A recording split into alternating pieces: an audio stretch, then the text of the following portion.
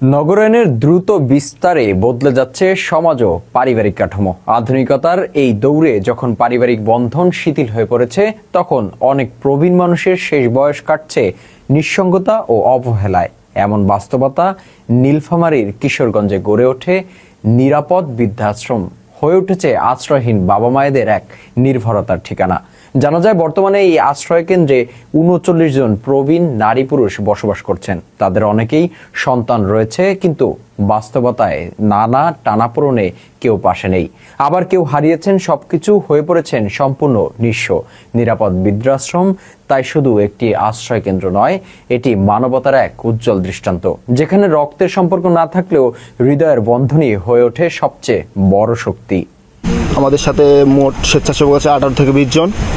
মূল সমস্যা হচ্ছে আমাদের একটি গাড়ি হলে আমাদের হচ্ছে যে সারা দেশের বিভিন্ন স্থান থেকে আমরা কিন্তু রেস্কিউ করে থাকি। রাস্তায় বৃদ্ধ বাবা মা পড়ে থাকা বাবা মাদেরকে রেস্কিউ করে থাকি। তাদেরকে আনার জন্য আমাদের কিন্তু নিজস্ব কোনো গাড়ি নাই। তাই আমার দেশবাসীর কাছে একটি আবেদন বা অনুরোধ, আপনারা যদি কেউ বড় মনের কেউ থেকে থাকেন, আমাদেরকে একটি যদি গাড়ি ব্যবস্থা করে দেন তাহলে আমাদের জন্য ভালো হয়।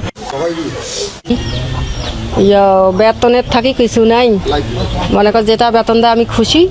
বিধবা আমার যত্ন করি পাই, এইটাই আমার খুব ভালো লাগে। আকাঙ্ক্ষাটা সে শুরু করছে, কিন্তু আর্থিকভাবে সে কুলায় উঠতে পারতেছে না। এখন দেশবাসী যদি এখানে অর্থায়ন যদি দেয়, সহযোগিতা করে এই লোকটাকে, তাহলে আশ্রমটা আরো সুন্দর হবে।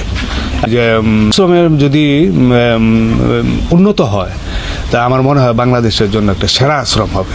এর 100 যখন ইউনিট 1-এ 120 জন বিধবা আমাদের যাতায়াত শুরু হয়, তখন অবশ্য দিনকে দিন সব বিধবা আমার সংখ্যা বাড়তে থাকে।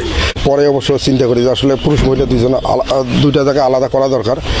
আলহামদুলিল্লাহ, আসলে আমি দেশবাসীর কাছে সবসময় একটা জিনিসে বলি যে আপনারা নিরাপদ বৃদ্ধাশ্রম পরিদর্শন করে দিক নির্দেশনামূলক পরামর্শ সহ এই অসহায় আশ্রয়ের রাস্তায় পড়ে থাকা বিধবা আমাদের পাশে দাঁড়ানোর সবসময় বিরত অনুরোধ।